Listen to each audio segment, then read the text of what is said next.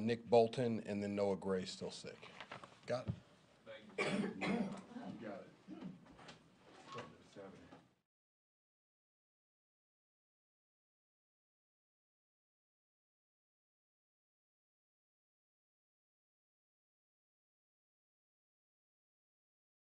Really quick. Morning, how's everybody doing? Got a nice day out there today, huh? Be good to get back out and practice. We're on to the next challenge, Sunday night Jets, and with that, I'll just open it up. Coach, what's the most impressive start for you with this defense? You're number 6 right now in the league. Yeah, listen, I'm always focused on, it's like I told the guys, I've just been focused on one of the themes we have. I've mentioned this before, chase perfection, rely on relentless, and I told the guys the other night, I think it might have been Saturday night before the game, that of all the groups that we've had here in the 5 years we've been preaching that, I think this group has adopted it better than any.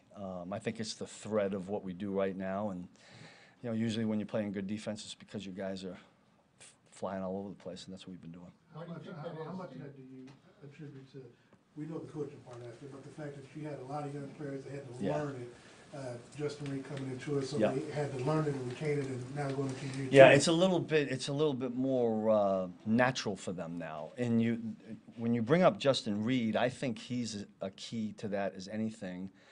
You know, he got plugged in comes in as a free agent, he gets plugged in right away, and yet doesn't know, you know, the system. So now that he does, he's a confident player. And when he knows something and he's confident, he's vocal with it, and that's what he is now. And I think that brings that, along with Nick being, you know, 3rd year in the system, you know, Brian Cook, those are the signal callers, communicators back there, and they're pretty fast with it, so it works out good.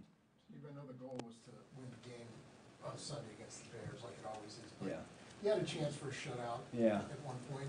What would that have meant to you, to your staff, to players, to be able to get one? Listen, I think every defensive player coach in this league would tell you that that's something special. It's hard to do. It doesn't happen very often.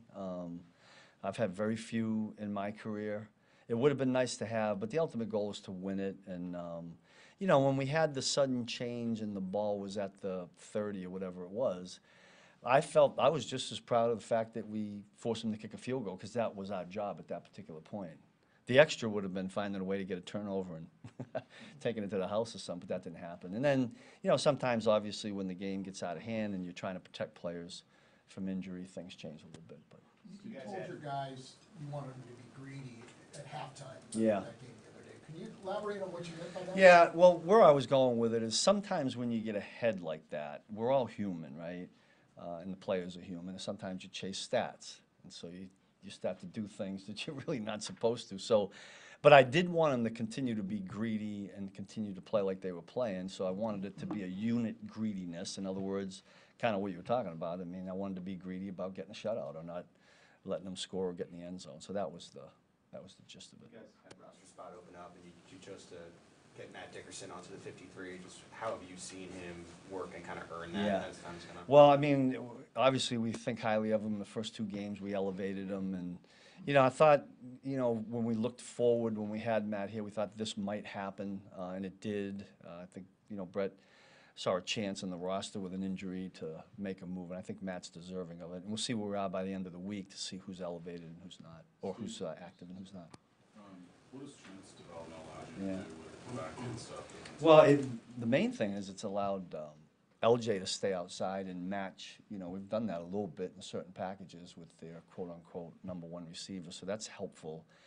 And, you know, we talk about how versatile LJ is. I mean, Trent, just as versatile, being able to go inside and outside. So I think we talked about that last week, that as many guys as we can have playing different positions, I think that helps us. Hey, Coach, when you're playing a team like the Jets, who've had the situation with their quarterback, build it all around Aaron, and then Aaron's not there, and have a backup come in, how do you prepare for that? I mean, you're talking about being greedy when you have a big lead, but when you're coming in with a team that offensively is in a little disarray, what is the approach to face the Jets? Well, I can tell you this, that the thing that we led off with in yesterday's meeting was that anybody in this league can beat anybody. Any unit can make another unit look bad. I mean, all you got to do is look around the league and see what happened in some of the games this past week, and the expectations are for this team to do that, and it doesn't happen because they're pros too. I mean, they're in the NFL playing. I'm talking about the offensive players for the Jets because they're all good players.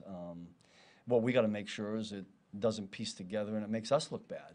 So that was really the first message, and then let's go about finding out who they are, what they do, and find a way to slow it down. You know, last week, Chris came in and without camp and played quite a bit his first game. He played a little bit less this last week, maybe got a little tweak or something like that. That's something you guys were a little bit worried about, being in football shape. How is he this week, and is he? Yeah, no, he's been down. I think it was 16 or 18 snaps, whatever it was, for Chris, and that was really more an indication of the score. It got into the third quarter, and I think Coach Reed and I, we wanted to protect one of our top players, and then slowly we got some of those other guys out too. Some of the other guys didn't play as many reps either, and that's kind of a good thing. I mean, totally, I think we had 53 as a defense. I'd like to play 53 plays every week because that's down the road. That's helpful. You'd have to ask Chris where he thinks he is in terms of conditioning and all that. There hasn't been a moment in the game where we felt he's been winded. I think Joe's done a good job, navigating that. And we'll just keep, Chris and I talked the other day, I mean, hopefully we get to the point where he's playing the 50, 55 plays like he was last year, but a little bit of a blessing that the game went the way it did last week, and we could do that. Steve, with Drew Tranquil just being able to insert him, his knowledge that he's picked up so well, how has that allowed you to still kind of keep doing what you're doing? Yeah, I'll tell you what, I mean, I think the players would say the same thing. I didn't feel like we skipped a beat. And listen, we know how valuable Nick is and what he does and how he controls it, but I thought Drew went in there and did an outstanding job. I don't recall that we pared anything back because of it. That's the kind of confidence we had in Drew, and we certainly won't do that this week. Hopefully we'll be able to operate the same way. Steve, Trent talked post-game, and he said that you guys preach my job first. What do you want to get out of guys with that? Well, I've had to lately say, listen, it's just my job first, because they try to go do a little bit more. But that's just kind of the way back, you hear everybody saying about do your job, do your job. That's been some mantra. I just felt like I turned it around at one point and made it a personal, prideful thing. Hey, I'm going to do my job, plus if I can, a little bit more. I'll help my buddy. A good example is like a defensive end is a 5 technique on a stretch play. When he sets the edge like he's supposed to, but then he comes back inside and makes the tackle on a back, that's a my job plus. He did his job, got the ball turned back, and he fell back in and helped somebody else. Last one, Nick. Steve, from more of a football fan perspective, what kind of a bummer is it to where Aaron Rodgers and Patrick aren't going to duel against each other, even though this is kind of like that third opportunity? I know good job-wise, maybe a little different perspective. From my standpoint, not sure how to answer that. I mean, from a football fan perspective. Well, yeah, I understand why it's originally was scheduled as a Sunday night game. It's all about the quarterbacks in this league, right? We just want to make sure it's not all about the Jets quarterback this week. That's our job, is to make sure that doesn't happen. But I'm not sure. I'm not sure what else to say about that. Thanks, Is everyone. that it? Okay, you got it.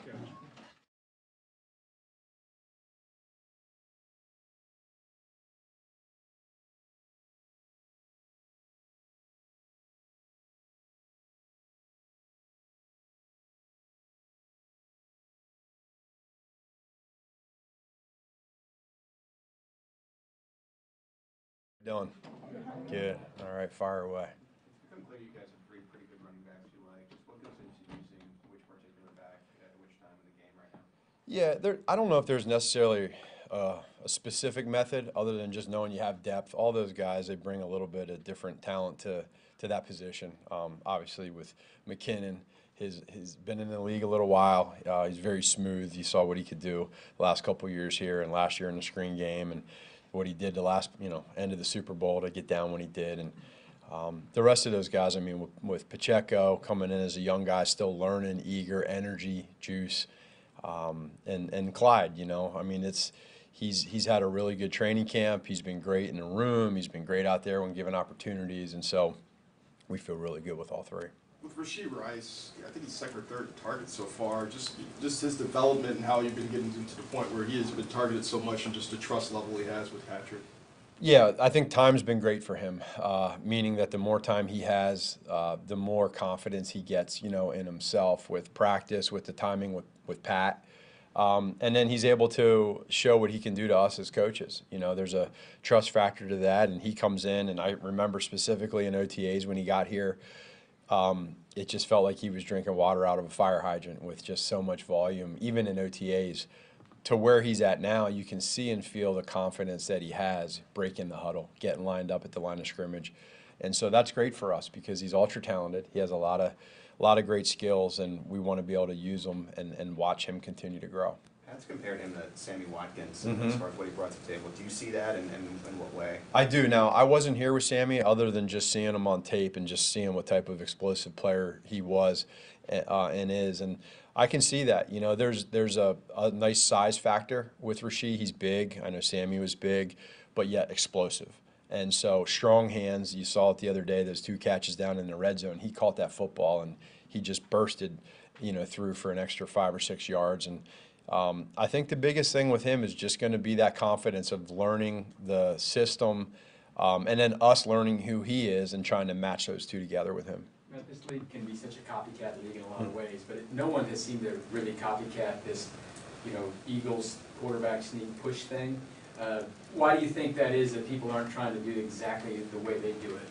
Well, you see some teams that are, but then you see others that aren't. And I think there's different reasons that go into it. There is a technique to it when you watch the Eagles do it. Even when you know it's coming, those guys get super low and they do things off of it. So there's time invested in that.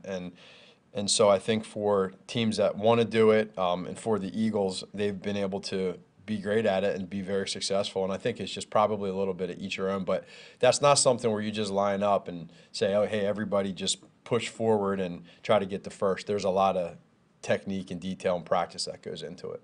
Is it a good position to be in? Because after the game, a lot of the guys still said there's a lot they had to work on, even though you come off of a game that's 41-10, you wouldn't think that. But is it a good position to be in that there still is things you can work on, like maybe some short yardage situations and some other things that There is. And that I remember last week we talked a little bit about, hey, you know, where are you guys at offensively?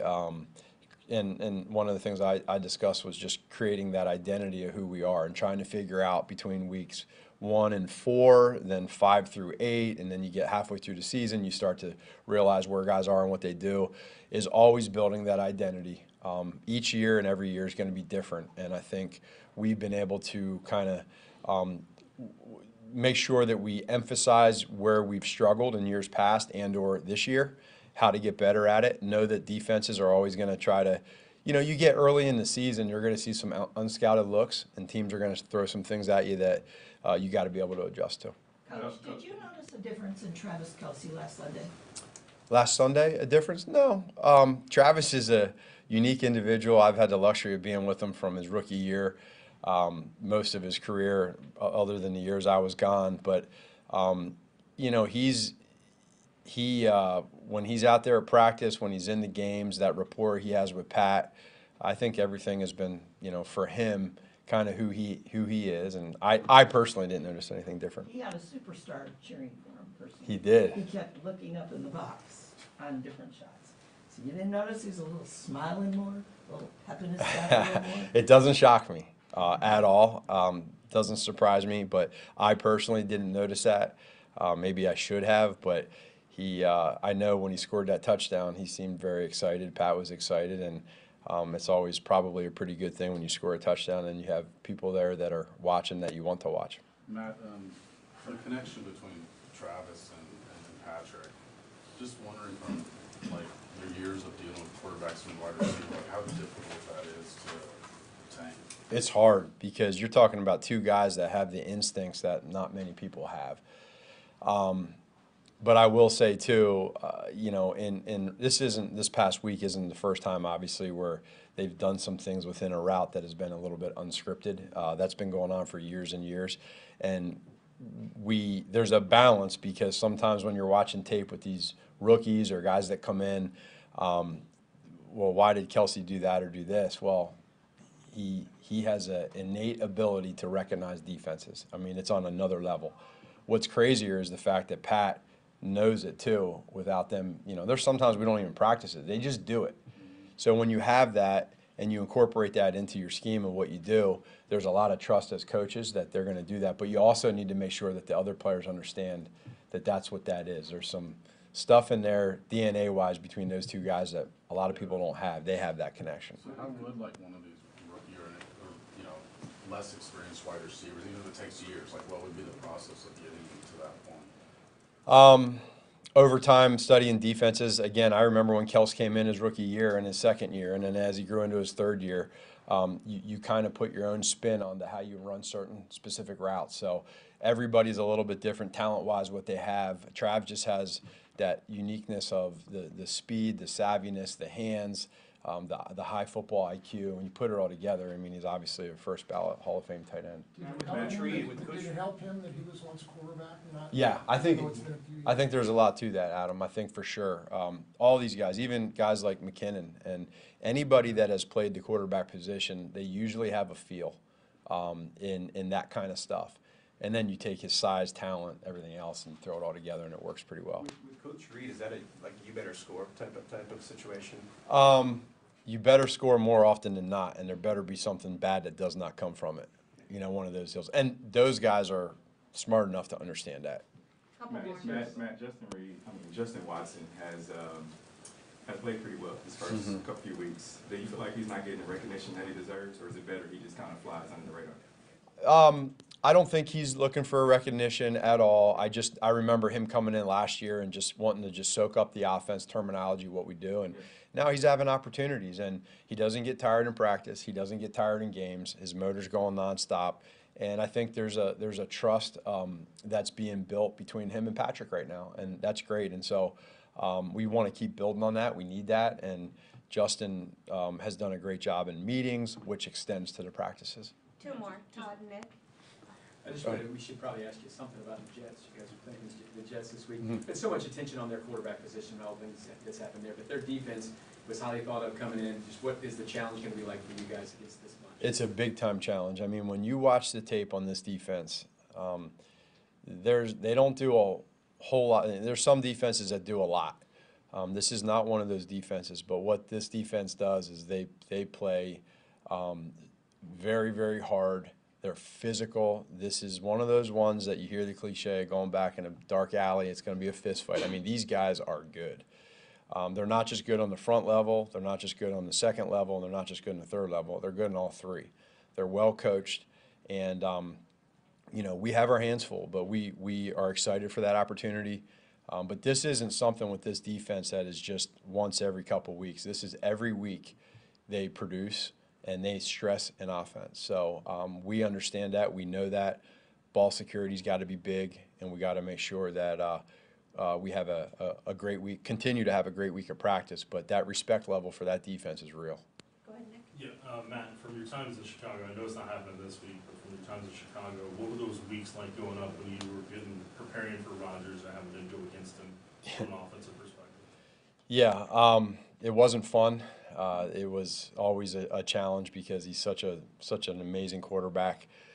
Just the things that he did is special. It's unfortunate to see what happened to him, but you know, it's a part of this business, and you hate to see it for the game. You hate to see it for him. I have so much respect for him. So, but we'll see. You know, we got to go there and play our game. Thanks, everybody. Thank you. All right, take care. Yep. See you.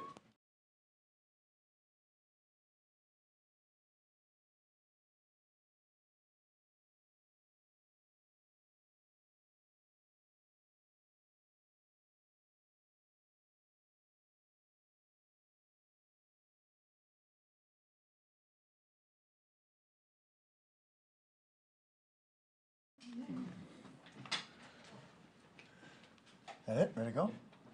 Well, first of all, appreciate everyone being here. It's a great day, and getting ready for a practice to go take on those Jets in New York. And I'll tell you, they get some weapons over there. Their running game, both of their backs, Cook and Hall, they're as good as they get.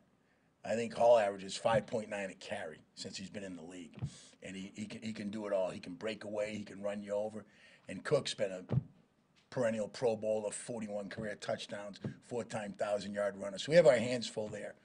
And then when you look at the perimeter, the other Wilson, the wide receiver, he can break it away on any play. And then Zach, I mean, he can do it. I mean, he can make every throw. I'm sure Coach Spag said that. We have our hands full up front trying to contain him. He's a really good scrambler. And I know Coach Sal is going to have that team ready to roll. And so with that, I'll open it up for questions. Brees Hall's coming off a tough injury, right? He's already come back and looked really good. Have you seen anything different from him this year than you saw before the injury?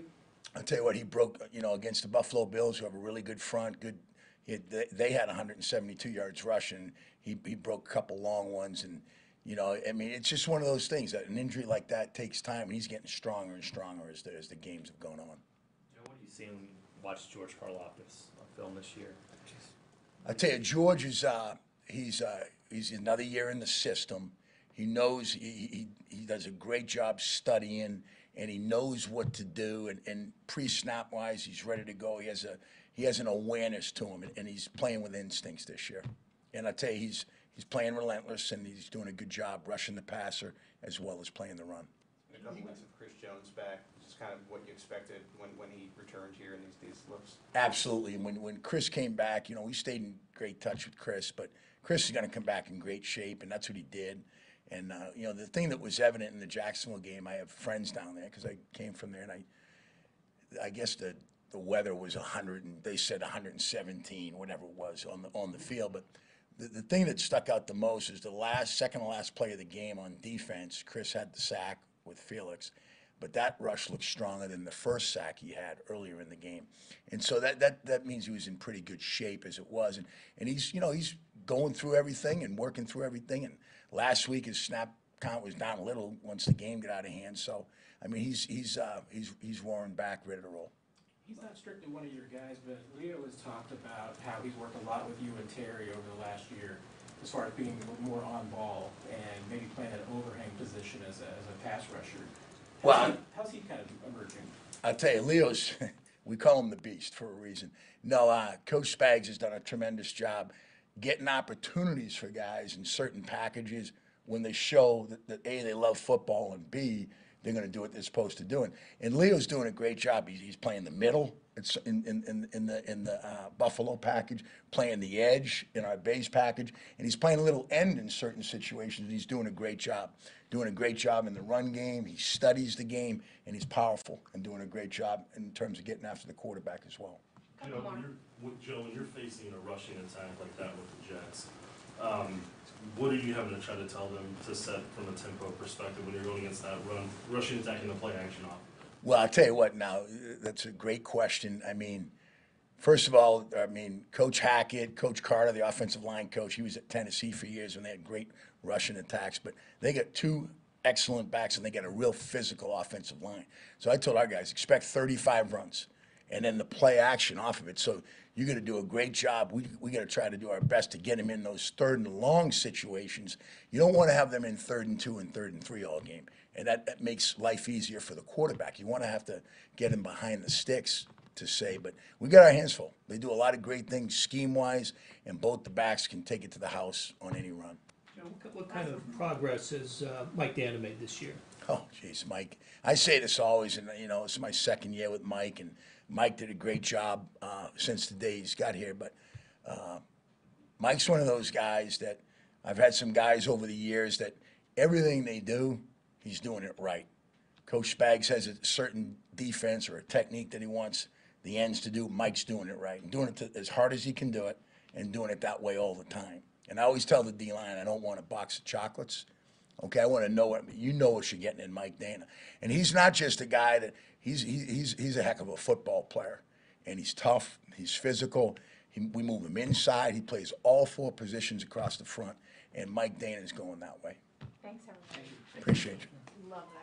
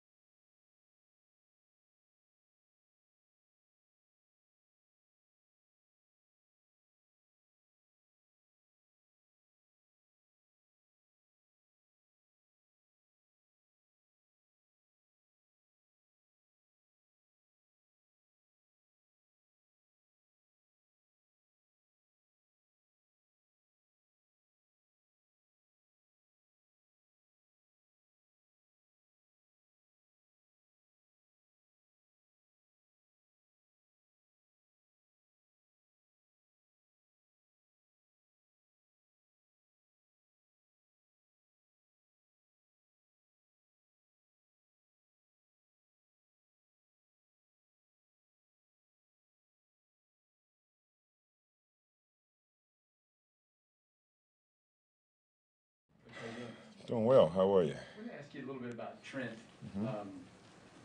As you watch him come through and getting to play more this year because he's not hurt right now, he seems like such a willing tackler in the run game as a smaller guy. Where does that come from, and how appreciative are you of that? His parents, obviously, and his probably pee-wee coach up through high school as well as college. One of the things that we do every Wednesday, we go over to the sled and we hit the sled. It's like a 5-man sled. And I stand behind the sled, and as you're hitting the sled, you can actually, as a coach, feel the striking thrust of a player and how much power he has coming out of his thighs and his hips going through his core. And Trent, and I've been saying this for 2 years, every time he hits the sled, I'm surprised at how heavy-handed he is. It's not Leo Chanel, but at the same time, this young man is explosive coming out of his hips. And so the willingness to tackle, just as you said, is very important, and he's been doing it from day one, and he understands the run fits, and you just try to make it simple for him as far as find out where your linemen are and go to the gap where you don't see the big, wide body that's there. And he's done a great job of understanding fits. No coaches don't exactly love PFF, Pro Football Focus, but he's the highest graded cornerback in the league. Do you see that in him? I did not know that, and I see that and more. I mean, Trent right now is playing at a very high level. The young man, he studies. He's probably one of the smartest DBs that I've come across at this age, as far as going into his second year. And so the PFF and all the rankings that they obviously have been watching the film because he's been playing some good football for us, and we need that. What's impressed you most when you're rewatching him? What's impressing me most is his patience. His patience at the line of scrimmage, his ability to switch up techniques. He plays 3 different press techniques, and he's able to perform all 3 of them at different times. And so, but his patience and his ability to be able to execute the techniques that we're asking him to execute has been phenomenal. Dave, with a receiver like Garrett Wilson, what do you have that's on the secondary that they need to be mindful of with them and keep eye on? His releases. This young man is very quick laterally, and he can get into his vertical route instantly and suddenly. And so his releases. And so how do you negate speed? How do you stop speed? Somehow, some way, you have to stop it at the line of scrimmage from getting vertical. And so, but with the young man, his talent, I mean, you know, he came out of course, college as a great player. And so he's actually showing that even right now. The catch that he made down in the red zone on the sideline, my gosh, you know, you talking, I've been around some good ones in New York, from Amani Toomer to Plexico Burrs to the young Odell Beckham. But his concentration and his ability to be able to get in and out of breaks is very, very good for those guys. And we're going to try to do our best to make sure that we eliminate the vertical release. And with with your secondary there, what do you have to kind of talk with them to be part of the run game, be physical, but at the same time not bite or go over the top? That's right. So there's a progression that we take within each one of our defensive calls, whether it's man-to-man or whether it is zone. And so the progression, there are some keys. And one of the main things that I talk about is alignment, technique, keys, and assignment. You know, I call it ACA. So your alignment on a man, your keys, meaning where your eyes are going to be, your assignment versus run and pass, and then what technique are we asking you to perform. And so within each defense, if my players are not able to spit back what their alignment is, what their technique is, and where their eyes supposed to be, and then, you know, then execution, then I failed as a coach. And so with these guys being able to play the run in man-to-man coverage as well as zone, I've been very impressed. And with such a young room in the second year, and these guys are steady, just continually just to get a little better each and every week. I just want to ask you quickly about Justin and how much like year 2 is for him, even though he's a veteran player. He looks like he's playing pretty free and easy and probably being a little bit more vocal this year. What does that mean for y'all? You know, that Stanford education is coming into play because this man's ability to be able to recall information, almost a photographic memory as well, his ability to be able to go out and understand what was given to him 2-3 weeks ago and recall that and execute what we're asking them to do has been phenomenal. And so he's taken the steps that I would hope that he would take. And so with him going forward and with him playing free, he's playing so many different positions. He's playing free safety. He goes out and he plays dime linebacker. So he's just moving around all the time. He has done an excellent job with bringing the other guys along with him and knowing the checks before they happen. And as a safety, if you can know what's going to happen, not only versus a static formation, but then when they move right and left and what are we going to, you need that. That becomes a coach on the field, and that's what Justin has done for us, and he's doing a great job. Thanks, everybody. Thank you, All right. Coach. Thank you. Thank you.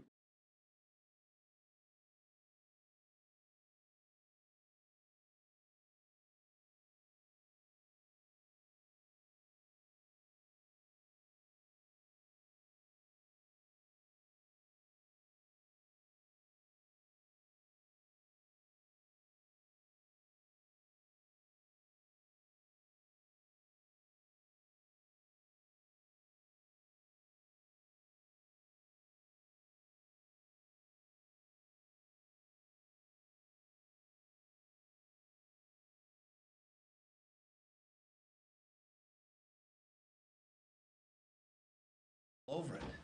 How you guys doing? Good. Good. Fire. Start off with, maybe this just last week, you didn't have Nick, right? And Drew jumped right in, and it didn't look like there was any bumps in the road or anything. I know that's what you wanted out of him when you got him, but you haven't had him for very long. How did that come about, and how much credit does he get and you guys get for getting him ready? I thought he did a great job. You know, he has been working since the day he got here, but he's been doing a lot of different things. He's kind of learned multiple roles. You know, the situation came up with Nick, and he was ready to go. He works his tail off. It's very important to him. He cares a lot about getting it right, so to speak. I would say he did an excellent job. The communication on the field was really good. He got us in and out of a couple of checks. Managed the game well. It wasn't perfect. There were a couple of things that I think, you know, even he would tell you he'd like to fix or correct. But based on what he had on his plate, I thought he did a really nice job. I want to ask you about a lineman on draft night. I just remember you being so excited about Mike Dana and his potential. Just, I know it's not your room anymore, but like, how much have you seen kind of what you were thinking that evening about his growth? Yeah, that guy's been fun to watch.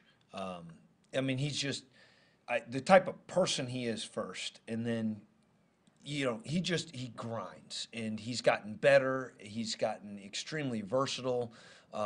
He works. He's accountable, dependable, smart, tough, consistent. Like, keep throwing those adjectives out, and that fits Mike Dana. Every football team should have a guy like him. They'd be lucky to. I was just to say, with Leo moving around, especially whose jurisdiction does he fall under now? When he lines up, but you know he's on the line, he's playing outside, inside.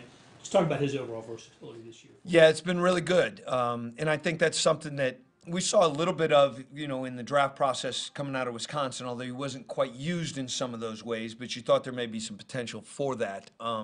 He's proven to be capable in a lot of those different roles, and both mentally and physically. I would say, you know, a year ago, rookie trying to get his feet underneath of him, learning multiple spots was probably not ideal for his growth.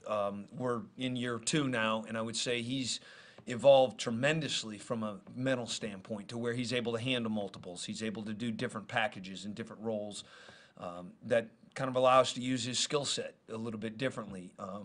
And, you know, he's done a very nice job when we've put him in those positions. So, you know, we'll see. You know, moving forward, that may evolve week to week, you know, in terms of, you know, how much, how little, you know, where that ends up going. But he's done a very nice job with it. To that point, and maybe it's a little inside football, but how do you guys operate as defensive coaches when, say, Justin Reed comes up to your level, or, you know, Leo's going to play on the line? How do you guys kind of work through that in practice? Yeah, it's a great question.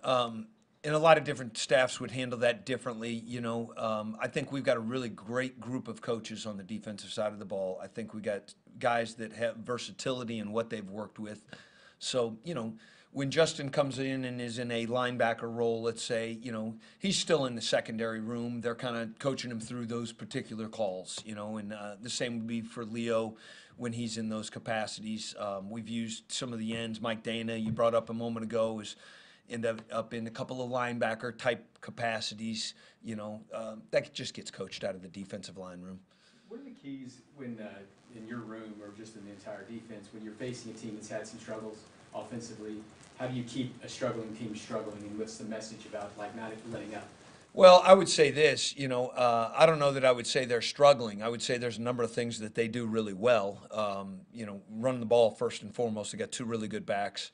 The wideout Wilson is a game-breaking type of guy. He's explosive. He's dynamic. Like when he gets the ball, he's got a chance to go the distance every time he touches it. You know, the quarterback has got a big arm. You know, when you see him throw with rhythm and timing and he knows where he's going with the ball, it looks pretty good. So they present their fair share of challenges. There's no question. What I would say, though, is our focus always is going to be on us. And, you know, this deal is not necessarily about, you know, one game. It's about us improving and getting better each and every week to be where we want to be at when it matters most. So there's a couple of elements there, you know. This Jets outfit, I would tell you, whatever the statistics and the numbers are, they're better than what that paper says. Last one, Nick. Yeah, Brendan, when you're going against a run game like that, and with their ability to play action off of that, how are you talking with your linebackers this week about setting the tempo but not giving them windows by biting too hard in the run? Yeah, there's a fine line there, right? Because stopping the run obviously needs to be paramount in this game, but they do a nice job with their play action game, and they get guys into those intermediate levels where you're sucked up on the play action. We're going to have to do a good job in those moments of recognizing the play action quickly so we don't get you know, further into the line of scrimmage than we need to be, and then also punching out with some urgency and finding routes, particularly finding where 17 is. Not that the other guys aren't capable, but you know, that guy's special. Thanks, everybody. Yeah. Thanks, Have a great day, guys.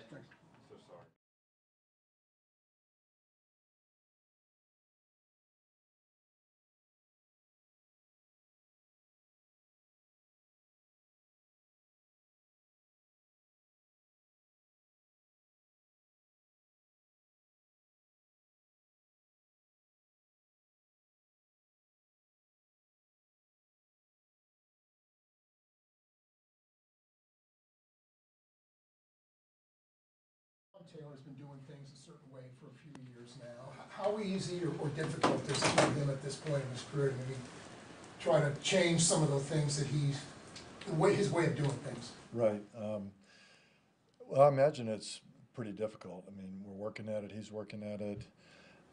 He's, like you say, he's used to doing something a certain way, and you know, you get a picture in your brain of what has worked. I'm sitting here sitting on a guy, I'm looking at him at this angle, and then changing that puts you in a out of your comfort zone. So, you know, that's what he's working on, getting comfortable in an uncomfortable position. Yeah, no, he's had a penalty problem over the years in Jacksonville.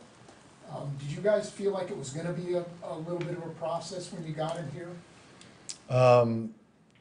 You know, I wasn't so aware of his penalty problem in Jacksonville, Well, but we could see it in training camp. Hey man, move up a little bit. And for me, as an O-line coach, I feel like it'll help you. You know, when you set so deep, you actually create space that defenders want to get into. And so, you know, I approached it from that standpoint. If you move up, it's going to help you. You know, I always like to say, hey, let's make the guy go the long way and not give him the short way. Coach Reed has been forthcoming and kind of saying that he feels Taylor's been being picked on a little bit. Have you ever been part of one of these situations, wondering how unique it is to maybe feel like officials are targeting a certain player for what they're doing? No. So with how unique it is, I guess just how do you kind of coach up a player without maybe changing the things he does do well too much in that regard? The reason I hesitate is because I don't really, my mind doesn't go to the external, what's being said, but more just focused on the player, and it's not a difficult coaching point. Move up. So, yes. Coach, there's been a lot of discussion in the league about the quarterback sneak, the way that the Eagles do it, the push from behind and all that work. other teams don't seem to try it that way. When you guys have seen this, you guys prepared for them, and watched them. I know you were watching the defensive side, getting ready for the Super Bowl. Why do you think other teams haven't maybe tried to do it the same way they do it? Probably because, like myself, they're not convinced that the push is what makes that play go.